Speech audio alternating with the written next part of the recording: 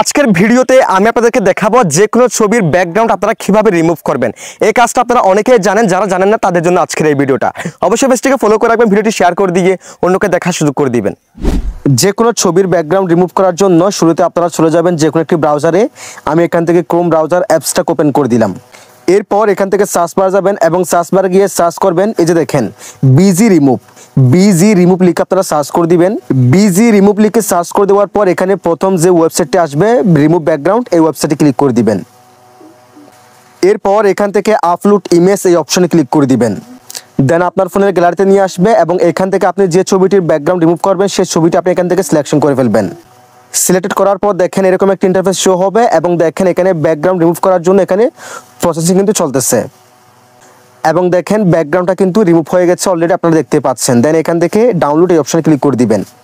এরপর এখান থেকে প্রিভিউ ফ্রি এই অপশনে ক্লিক করে দিবেন। দেন এখান থেকে ডাউনলোড অপশনে ক্লিক করে দিবেন এবং দেখেন এখানে কিন্তু ডাউনলোডটা হয়ে গেছে। এখন যদি আমরা আমাদের গ্যালারি অ্যাপসটা ওপেন করি, দেখেন ফটোস আসলাম, এই যে দেখেন ছবিটি কিন্তু এখানে হয়ে গেছে, দেখেন ব্যাকগ্রাউন্ডটা রিমুভ হয়ে গেছে। That's it.